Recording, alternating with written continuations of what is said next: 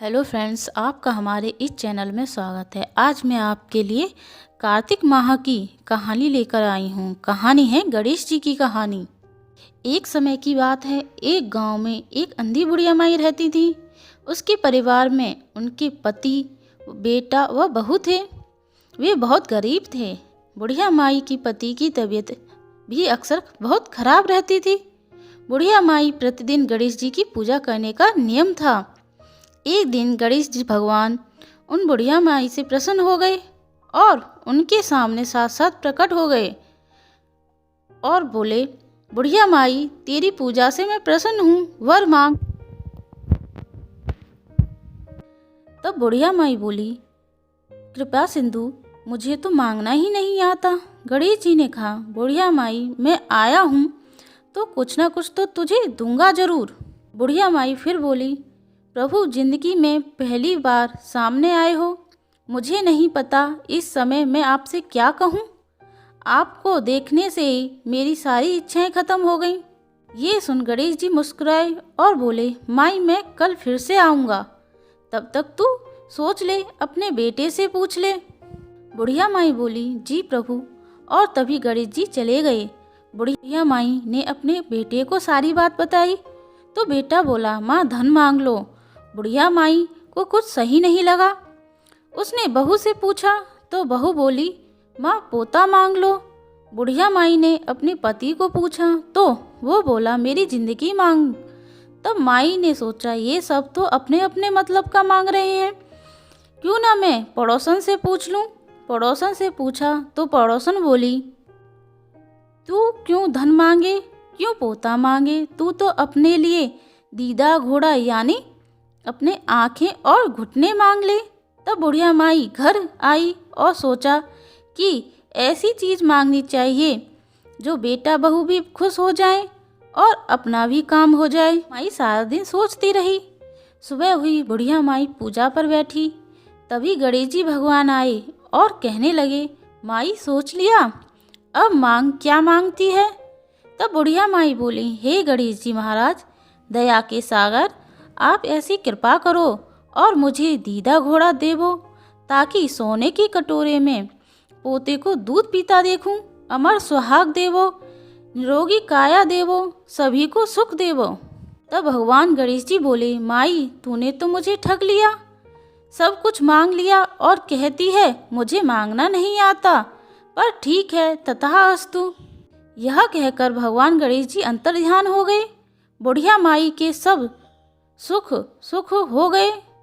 एक वरदान में बुढ़िया माई की जिंदगी बदल गई। हे गणेश जी महाराज, जैसे बुढ़िया माई पे कृपा करी वैसे सब पर करियो। इसे कहने को कहते सुनने हुंकार भरते सब पर अपनी कृपा करियो। बोलो गणेश जी महाराज की जय। ओम गण गणपते नमः। भाग 2 कहानी, कार्तिक माह में तुलसी माता की कहानी। बहुत समय पहले की बात है। किसी गांव में एक बुढ़िया माई रहती थी, भगवान की सच्ची भक्त। जब से उसने होश संभाला था तब से ही वे पूजा पाठ, भजन कीर्तन, माला जाप, कार्तिक स्नान, एकादशी व्रत कर सब करती थी। कार्तिक महीने में सब औरतें तुलसी माता को सींचने जाती थीं। वे बूढ़ी माई आती, तुलसी जी को सींचती, पूजती, दीपक जलाती, तुलसी जी से प्रार्थना करती और जाते हुए कहती, हे तुलसी माता, सत की दाता, मैं बिरला सींचू तेरा, तू कर निस्तारा मेरा। तुलसी माता, अड़ुआ दे, लड़ुआ दे, पीताम्बर की धोती दे, मीठा मीठा घास दे, वैकुंठ का वास दे, चटके की चाल दे, पटकी की मौत दे, चंदन की काठी दे, झालर की झनकार दे, साईं का राज दे, दाल भात का जीवन दे, 11 की मौत दे, श्री कृष्ण का कांधा दे। अब बुढ़िया माई इतने समय से तुलसी जी की पूजा कर रही थी और यही प्रार्थना कर रही थी। यह बात सोच सोचकर तुलसी माता सूखने लगी।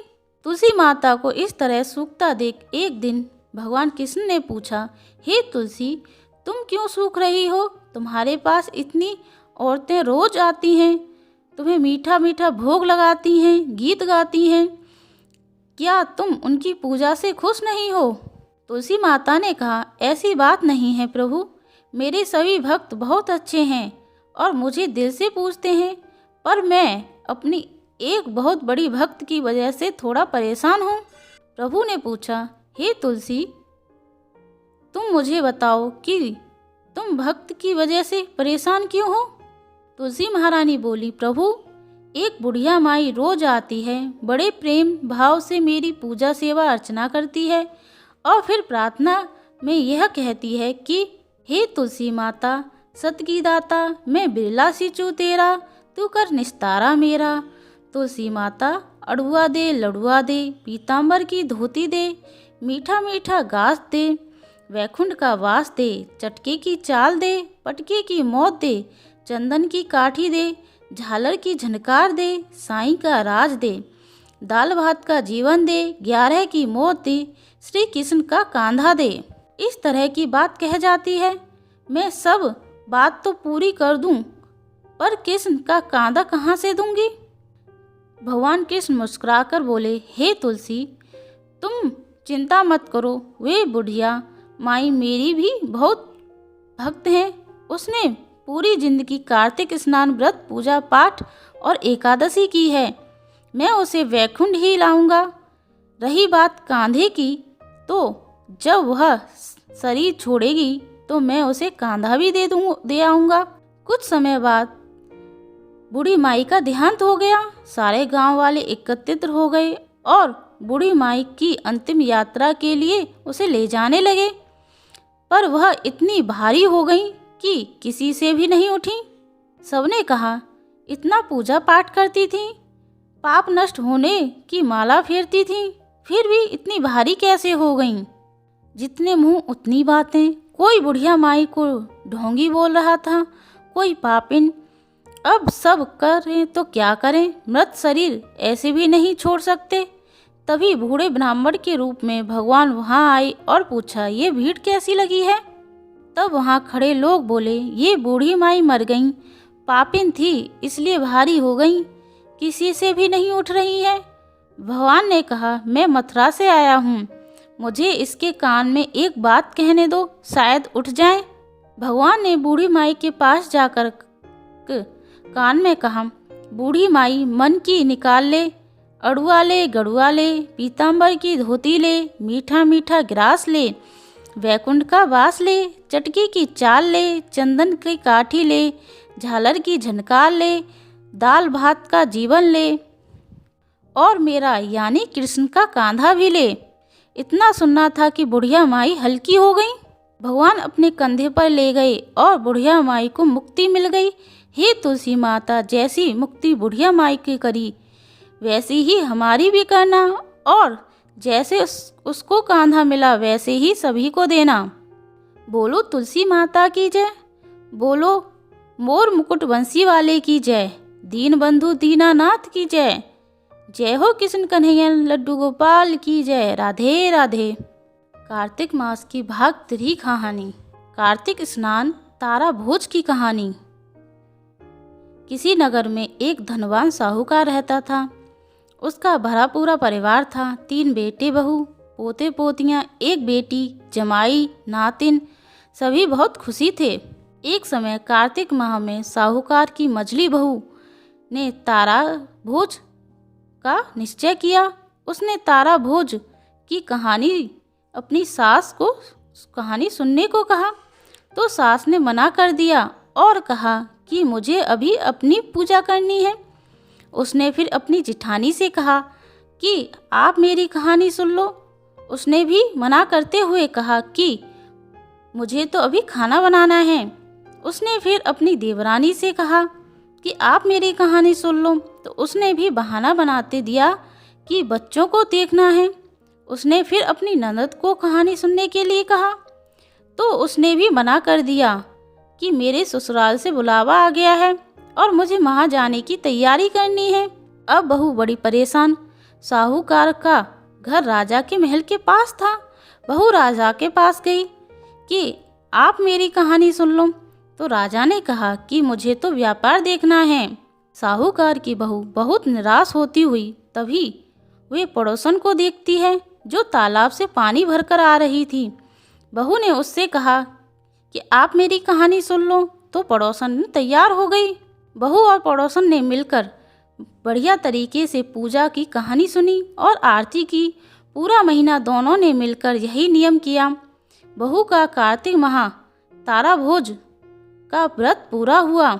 जिस दिन उसने व्रत का उद्यापन किया वहीं देवयोग से उसकी जिंदगी का अंतिम दिन था।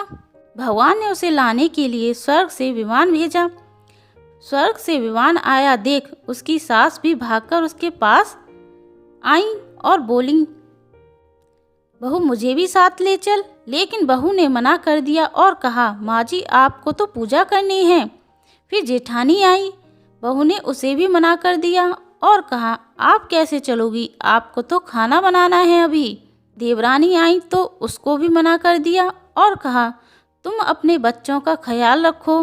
ननद आई तो उसको कहा, तुम्हें तो ससुराल जाने की तैयारी करनी है, सो तुम वह करो। राजा जी आए और कहा, मैं चलता हूँ तुम्हारे साथ। लेकिन बहू ने उन्हें भी मना कर दिया और कहा, तुम्हें तो कारोबार संभालना है तो उसे संभालो। आखिर में पड़ोसन आई और बोली, बहन मैं तुम्हारे साथ चलूं? तब बहू कहती है, हाँ तुम मेरे साथ चलो, क्योंकि एक तुम ही तो थी हो जिसने कार्तिक के पूरे माह मेरी कहानी सुनी है। दोनों विमान में बैठकर स्वर्ग जाने लगते हैं। तभी रास्ते में बहू को अभिमान हो जाता है कि मैंने कार्तिक के पूरे माह व्रत किया और कहानी कही, इसलिए मुझे स्वर्ग का वास मिल रहा है। लेकिन मेरी पड़ोसन ने तो कुछ नहीं किया, सिर्फ मुझसे कहानी सुनी है, फिर भी मेरी वजह से उसे भी स्वर्ग का वास मिल रहा है। बहू यह विचार मन में सोचे जा रही थी कि अचानक भगवान ने उसे विमान से नीचे फेंक दिया। उसने पूछा कि भगवान मेरा क्या अपराध है, कृपया करके आप अपराध बताएं मेरा, आपने ऐसा क्यों किया? भगवान बोले कि तुझे अभिमान हो गया है, इसलिए तू यहीं धरती पर रह। अब तू आने वाले 3 साल तक तारा भोज व्रत करेगी, तभी तुझे स्वर्ग की प्राप्ति होगी। और पड़ोसन को स्वर्ग ले गई, क्योंकि पड़ोसन ने बिना स्वार्थ के पूजा पाठ सच्चे दिल से किया था। अब बहू को अपनी भूल का एहसास हुआ। उसने फिर से कार्तिक आने पर तारा भोज लगातार 3 साल किया। भगवान से अपने किए पर माफ़ी मांगी। तीसरे साल फिर से विमान आया और इस बार बहू को स्वर्ग ले गया। हे कार्तिक देव की इस कहानी को सुनने कहने हुंकार भरने वाले सभी पर अपनी कृपा बनाए रखें। बोलो कार्तिक देव जी की जय, विष्णु भगवान की जय, वृंदावन बिहारी लाल की जय। आपको हमारी कहानी कैसी लगी कमेंट करके बताइए और ऐसी अलौकिक कहानी सुनने के लिए मेरे चैनल को सब्सक्राइब करें। Thank you.